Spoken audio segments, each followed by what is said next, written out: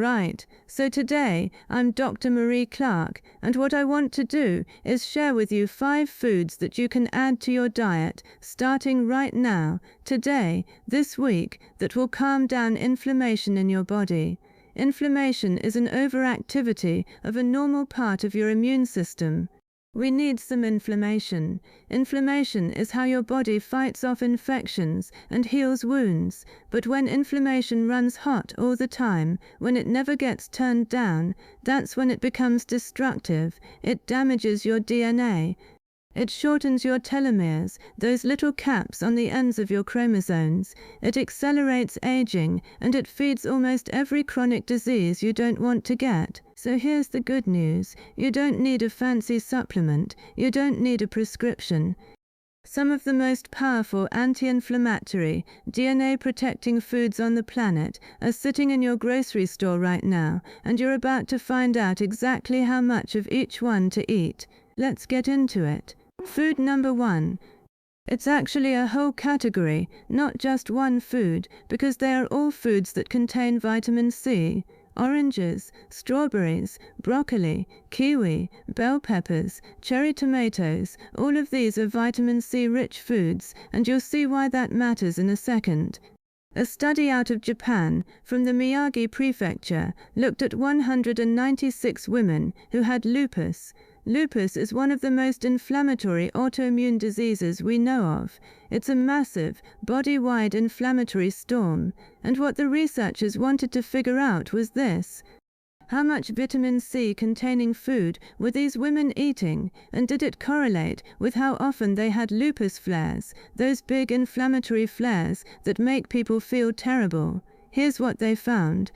The women eating the highest levels of vitamin C containing foods had a 74% reduction in lupus flares compared to the women eating the lowest levels. 74%, that is huge. Now, how much vitamin C in the food was beneficial? The dose calculated from this study was 154 milligrams per day. So, what does that actually look like on your plate? That is the amount of vitamin C in about a quarter of a large orange, say 3 or 4 slices, or 1½ cups of sliced strawberries, or 2 cups of chopped raw broccoli, or 8 cups of uncooked cherry tomatoes. Now if you handed me 8 cups of cherry tomatoes and a saucepan, I'd cook them down into less than 2 cups of sauce, so it's not a giant mountain of food. These levels are very, very attainable. So how does vitamin C do this? One of the really important ways is that vitamin C increases a special kind of immune cell in your body called T-reg cells, T-regulator cells. So think of your immune system like an army. You have attack cells. They're the soldiers that go out and kill invaders, and you have regulator cells, T-regs. They're like the generals who walk up to the soldiers and say, "All right, stand down, mission accomplished, go back to the barracks." Vitamin C boosts the generals. It turns up the volume on T-regs, which means it turns down the volume on unnecessary inflammation. That's a huge anti-inflammatory benefit, particularly in the setting of autoimmune disease. But there's another layer here. Vitamin C is also one of the most important water-soluble antioxidants in your body, and chronic inflammation throws off a constant shower of free radicals, those reactive oxygen species that bang into your DNA and break it. Vitamin C neutralizes those free radicals before they nick your DNA. It also helps regenerate vitamin E, another antioxidant, which is protecting the fatty membranes of your cells. So vitamin C is doing double duty. It's calming down the immune overreaction, and it's shielding your DNA from oxidative damage at the same time. Food number 2, get ready, broccoli sprouts. Now, when I say broccoli sprouts, I am not talking about the big bushy head of broccoli you usually see at the store. I'm talking about those tiny 3 to 4 day old baby broccoli plants that look like little pale green clovers. You can find them at farmers' markets, health food stores, more and more in regular grocery stores. They are a completely different nutritional beast from mature broccoli. Why? Because they are loaded with a compound called sulforaphane. Sulforaphane is an isothiocyanate. It's a little sulfur-containing molecule that turns on one of the most powerful protective switches in your body, a transcription factor called NRF2. So here's what's happening. NRF2 is normally held in the cytoplasm of your cells by another protein called KEAP1. When sulforaphane comes along, it modifies KEAP1, releases NRF2, and NRF2 zips into the nucleus of your cell, binds to something called the antioxidant response element in your DNA, and turns on a whole fleet of protective genes, phase 2 detoxification enzymes. Things like NQO1, glutathione S-transferase, heme oxygenase 1, these enzymes neutralize carcinogens, they clear out damaged molecules, and they actively help your cells repair DNA strand breaks. That's the mechanism, and the human evidence is remarkable. A clinical study found that a single dose of just 68 grams of broccoli sprouts, which yields about 105 milligrams of sulforaphane, significantly inhibited HDACA activity, that's histone deacetylase activity, in peripheral blood mononuclear cells within hours of eating them. HDAC inhibition is huge because HDAC enzymes, when they're overactive, can silence your tumor suppressor genes. They can tuck them away and stop them from doing their job. Sulforaphane wakes those genes back up. So broccoli sprouts are not just an antioxidant food. They are literally helping your DNA express the protective genes you're born with. How much should you eat? The dose in that study was about 3/4 of a cup of broccoli sprouts. Now, if you can't find broccoli sprouts, mature broccoli still works. You just need more of it. About 1.5 cups of chopped broccoli contains a meaningful amount of sulforaphane, especially if you chop it, let it sit for 40 minutes, and then lightly steam it. That waiting period lets the enzyme myrosinase convert glucoraphanin into sulforaphane. If you microwave broccoli or boil the heck out of it, you destroy that enzyme and you lose a lot of the benefit. So chop, rest, steam, that's the secret. Food number 3, wild blueberries. And I want to specifically say wild blueberries, the small, low-bush blueberries, Vaccinium angustifolium, often sold frozen because they pack roughly twice the anthocyanins of the big cultivated high-bush blueberries. Anthocyanins are the deep blue purple plant pigments that give blueberries their color, and they are doing something really interesting in your cells. A study out of Italy took 10 healthy volunteers and gave them a single 300-gram portion of blueberries. That's about a heaping 2 cups. And what they measured was oxidative DNA damage in their lymphocytes, their blood immune cells. By the next morning, just hours after eating those blueberries, the participants had an 18% reduction in DNA damage. That is from a single sitting of blueberries. Not weeks of supplementation, one meal, 18% less DNA damage in their blood cells. Now here's why this happens. Anthocyanins are flavonoids, and when you eat them, your gut microbiome actually metabolizes them into smaller phenolic acids. Those metabolites then circulate through your bloodstream and end up inside your cells, where they activate the same NRF2 pathway we just talked about with sulforaphane. They also directly scavenge reactive oxygen species, so blueberries are giving you a 1-2 punch. They are turning on your own DNA repair gene expression, and they are absorbing free radical damage before it hits your DNA in the first place. How much should you eat? The Italian study used 300 grams, that's 2 generous cups of blueberries a day. If you're using the small wild frozen ones, it might be 1.5 cups because they're denser. And here's a practical pro tip. Frozen wild blueberries are actually nutritionally superior to fresh in some ways. They are harvested at peak ripeness and flash frozen within hours. So they retain their anthocyanin content. Many fresh blueberries in the supermarket have been sitting in cold storage for 1 to 3 weeks. By the time you eat them, they have lost measurable antioxidant activity, so frozen wild blueberries are a fantastic, affordable choice. Throw them in your oatmeal, in your smoothies, just eat them plain, straight out of the bag like I do. They're delicious. Food number 4, fatty fish, salmon, sardines, mackerel, anchovies, herring. These are all oily, cold water fish that are loaded with 2 specific omega-3 fatty acids, EPA, eicosapentaenoic acid, and DHA, docosahexaenoic acid. Now you have probably heard that omega-3s are good for your heart and your brain, true. But what I really want to focus on is what they do to your DNA. Telomeres are the protective caps at the ends of your chromosomes. You can think of them like the plastic tips on your shoelaces. Every time a cell divides, those tips wear down a little bit. When they get too short, the cell either dies or becomes senescent, meaning it stops dividing but refuses to die, and it starts pumping out inflammatory cytokines. Senescent cells are major drivers of the chronic, body-wide inflammation we are trying to avoid. So longer telomeres equals younger cells equals less inflammation. Now the question is, can a food actually slow telomere shortening? The Heart and Soul study followed over 600 people with stable coronary heart disease for 5 years.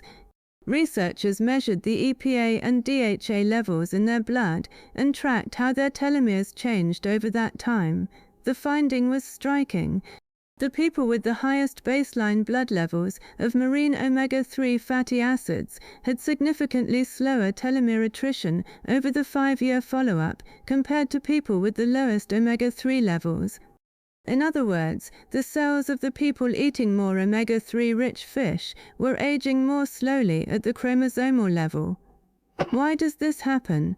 EPA and DHA get incorporated directly into the phospholipid membranes of your cells. Once they're sitting in your cell membrane, they change the physical properties of that membrane, making it more fluid and less prone to producing inflammatory signaling molecules like prostaglandin E2 and leukotriene B4. They also get converted into specialized pro-resolving mediators, SPMs, like resolvins, protectins, and mericins.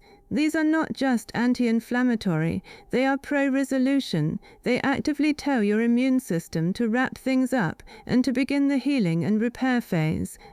And omega-3s also reduce the activity of the NF-kappa B pathway, which is a master switch that turns on dozens of pro-inflammatory genes. How much fish do you need to eat? The dose that correlated with the telomere benefit in that study worked out to roughly 2 to 3 servings of fatty fish per week.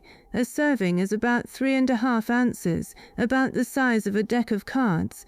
So you're looking at roughly 7 to 10 ounces of fatty fish weekly. If you're not a fish person or you want a vegetarian choice, you can get EPA and DHA from algae oil, which is where the fish get it from in the first place. A typical dose is 1 to 2 grams of combined EPA and DHA per day. But real fish, real food, has the absorption edge. Sardines are particularly good because they're tiny, low on the food chain, so they accumulate less mercury, and they come with their own bones, so you get calcium and vitamin D in the bargain. Now here's an important pro tip about fish. You want wild caught when you can get it, especially the smaller fish. Wild caught salmon, sardines, anchovies, herring. Farmed salmon is fine, but always choose responsibly farmed. The omega-3 content in farmed fish depends a lot on what they were fed, and avoid fried fish. Deep frying damages the delicate omega-3 fatty acids and replaces them with oxidized, inflammatory omega-6 fats. So bake, broil, grill, steam your fish, don't fry it. Food number 5, and I love this one, Brazil nuts. Now a Brazil nut is not really a nut in the true botanical sense. It's a seed, a giant seed from the Brazil nut tree in the Amazon, but nutritionally we treat it like a nut, and it is an absolute powerhouse, specifically because of one trace mineral, selenium. One single unshelled Brazil nut contains somewhere between 68 and 91 micrograms of selenium. The recommended daily intake for selenium in adult humans is about 55 micrograms, so one nut covers more than your entire daily requirement. 2 nuts puts you well above it. Selenium is essential because your body uses it to build selenoproteins. Selenoproteins are a family of about 25 different enzymes in your body, and the 2 most important ones for our purposes today are glutathione peroxidase, often written GPX, and thyrodoxine reductase. Both of these are critical antioxidant enzymes that live inside your cells and actively protect your DNA from oxidative damage. They also reduce lipid peroxides, those rancid oxidized fats that propagate inflammation through your body. Now there is a human study specifically on Brazil nuts and DNA damage.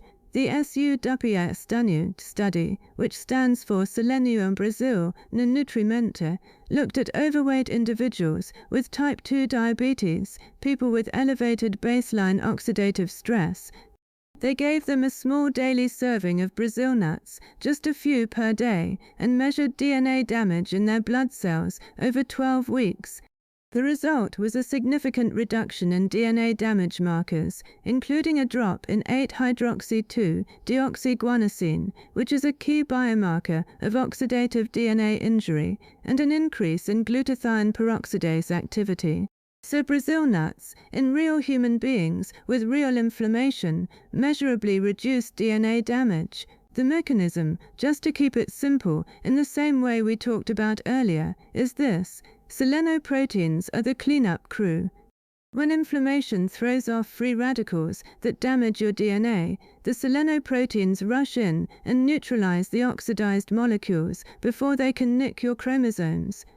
Selenium also supports your thyroid, which regulates your metabolic rate, and sluggish thyroid function is often accompanied by chronic low-grade inflammation, so Brazil nuts are doing quiet work on multiple fronts. How many should you eat? This is the rare case where more is better is actually wrong. 2 to 3 Brazil nuts per day is plenty for most adults. 5 nuts a day is fine. But don't sit down and eat a whole bag. One Brazil nut can contain up to 90 micrograms of selenium, and chronic intake above about 400 micrograms per day over long periods can cause selenosis, with symptoms like hair loss, brittle nails, and skin rashes. So just 2 or 3, that's the sweet spot. All right, let me bring this all together for you. We have vitamin C-rich foods, the oranges, strawberries, broccoli, cherry tomatoes, 154 milligrams of vitamin C a day.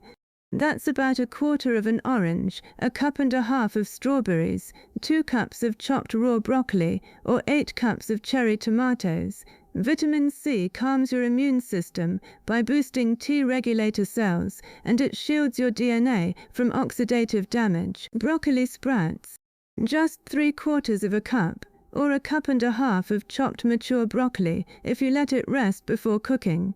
Sulforaphane inside those sprouts activates your NRF2 pathway, which turns on your own DNA repair and detoxification genes. Wild blueberries, 2 cups a day of the small wild ones.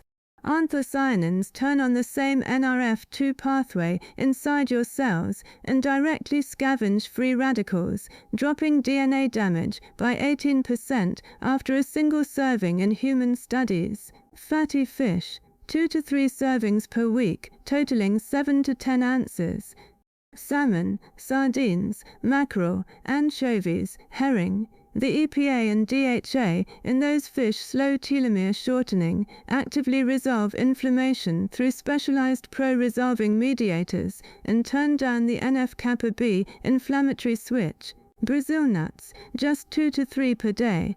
Selenium from those nuts builds the selenoproteins that neutralize oxidative DNA damage and support a healthy thyroid, which keeps your metabolism humming. These are real, whole, regular foods, not exotic, not expensive, not packaged in a plastic bottle with a celebrity face on the label. You can get all 5 of these in one trip to a normal grocery store, and you don't have to do anything dramatic to get the benefit. You don't need a cleanse.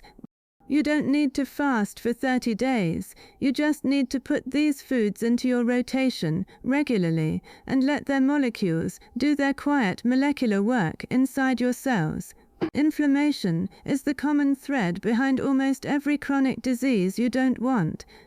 Heart disease, type 2 diabetes, Alzheimer's dementia, autoimmune conditions, even some cancers, and DNA damage is the underlying accelerator.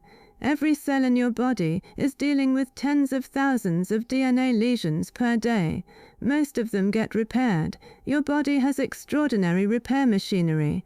NRF2, base excision repair, nucleotide excision repair, homologous recombination, these are all active every minute of your life. The foods we talked about today are essentially supplying your body with the raw materials, the signaling molecules, and the cofactors to keep that machinery running at full speed. My name is Dr. Marie Clark, and I genuinely hope this gave you something actionable to take to your kitchen. If you want to keep going on this thread, I have another video queued up next that dives into 5 more foods that target a specific part of this inflammation and DNA repair story. Stay right here, hit play on the next one, and I will see you over there.